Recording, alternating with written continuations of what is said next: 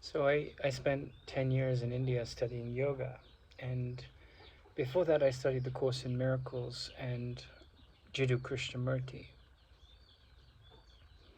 And Jiddu Krishnamurti throughout his life practiced Hatha Yoga. And Hatha Yoga is what we associate primarily with yoga. It's a physical discipline to keep the body and the mind healthy and calm. But he said he didn't practice yoga for any other reason than to keep the the body healthy and to take care of its well-being.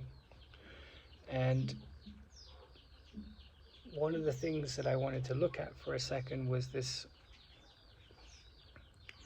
recognition that there was a shift in my interest primarily to living and practicing the teachings of the Course in Miracles that I had studied. Um, and I also feel yoga has been very useful, like studying the Yoga Sutras has been very useful to me. And that comes through in what we align ourselves with at Sutra Novum.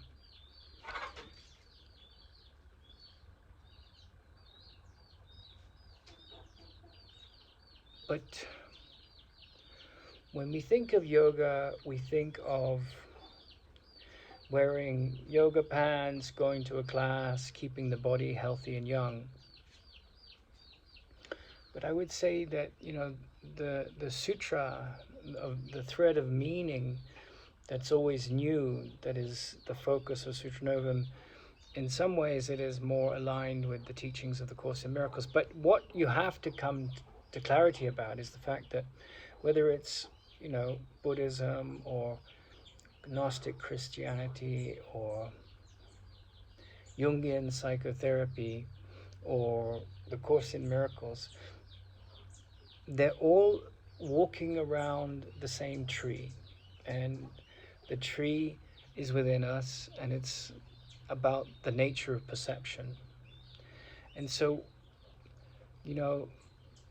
yoga might talk about direct perception and misperception and memory and dreams and imagination, and correct, direct perception. But if we look at, say, someone that's done you a great injustice, someone that's abused you or attacked you, or that you think of as an enemy, then the holographic nature of perception really comes alive in situations like that. Or if it's a grey day and you're feeling a little melancholy, or you're contemplating old age and death, or you're contemplating the world that children are born into, or you're having challenges with money, any of these things that we could put in the basket of negativity, the focus of looking at holographic perception as a sort of stream of thought, as a meditation on what's thinking, is that, if I see someone out there that has done me harm, then from the perspective of love, my job, or they've said something nasty to me, or they've been unpleasant, then from the perspective of love, the task is not to attack back, not to defend, but to listen with heart to how to step out of that quality of unpeace. So then you turn around and you say, I I unconsciously wish you only peace and joy. And consciously I wish that too. And that's because no one attacks you or undermines you or seeks to demean you without it being a projection of their own beliefs about themselves, that they're worthy of such toxic thoughts. Now, of course, if someone steals your car or calls you a racial slur, these are not pleasant things, and then the ego gets offended. But the whole teaching of wisdom is to get out of this trap that thinks that this is our home. this home of ups and downs, of pleasantries and flatteries and condemnations and attacks, and this realm which has nothing to do with our true nature, it takes a lot of focus and practice and repeated practice over and over again through the decades to really come to this awareness that what life is really about is looking through beyond the illusions. And so, hurt people, and people that don't heal continue to hurt people.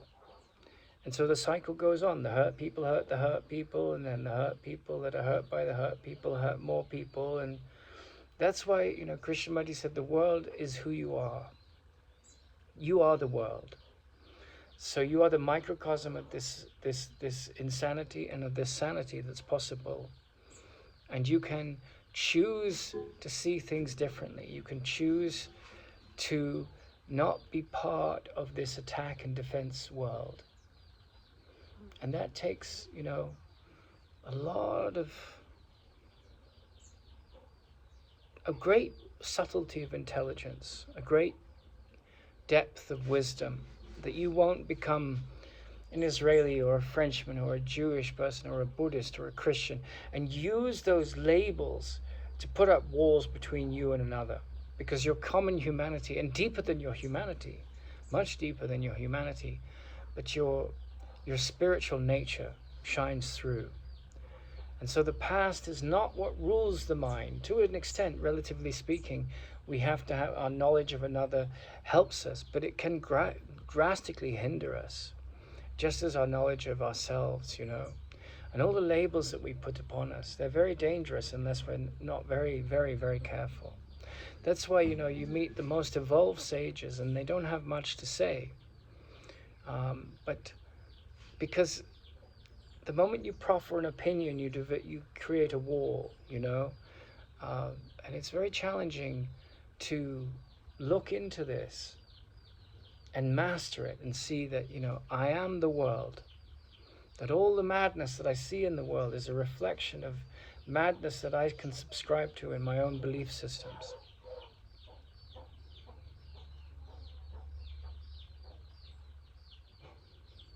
And so, yoga is about direct perception, but how does that relate to your so-called enemies, people that you have grievances towards, or have grievances towards you?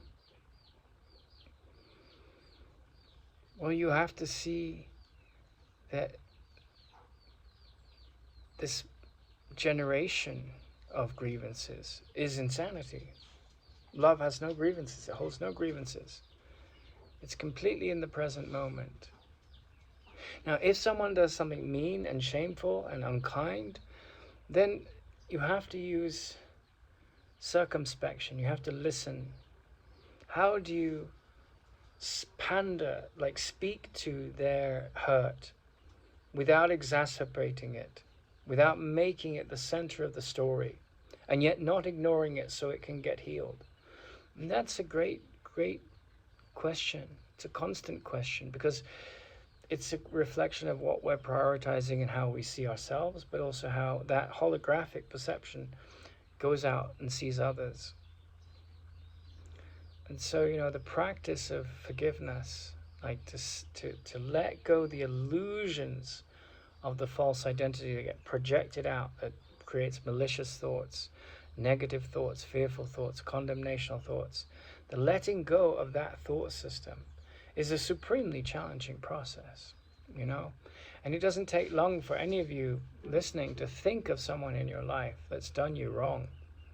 And you can look at the mental gymnastics that go around in the head. Or you might not think you're good enough, successful enough, important enough. Your achievements. We're a human being. We're not a human doing. But so much of our life, by nature, by the design of the biology of the body, is designed around achievement. If you don't do enough work to feed yourself, you end up destitute. But it's living in the story of that, quietening the mind, and coming to an acceptance of what really is important here. that, the moment you project malicious thoughts onto another, no matter how horrible they've been to you, you become trapped in a vicious cycle of defining your reality by hate, by grievances, by intolerance, by fear, by condemnation. And there's no direct perception in that. There's psychological prisons, and all the madness and evil and misery and sickness of the world comes from that. It takes a very simple, innocent quality of intelligence to see into it and master this. And that's why repetition is so useful. I am spirit. I am this transcendent thing. And once that thinking of that transcendent thing informs my looking, then suffering, lack of peace, lack of love for self and others starts to dwindle. The destiny of every human being is a spiritual destiny. They can spend lifetimes blind to this. And we can go decades blocked off from it. But once the mind starts to open, the heart starts to open, that becomes your central meditation. You have to let go of the illusions of the ego. I'm in a place in my life now where I've, experienced quite my share of abuse in this life. From people who abused their authority, from people who were insecure and attacked me and demeaned me. And I'm sure that there's a version of that from my side of the story, my ego's silliness. I remember when I was a young child, I'd be mean to my sister. Obnoxious young boys often are. But you can't live in the prison of the image of these stories. Well, you can. The world does. But if you want to come to realization of the self, that's the constant work, the constant undoing of these illusions.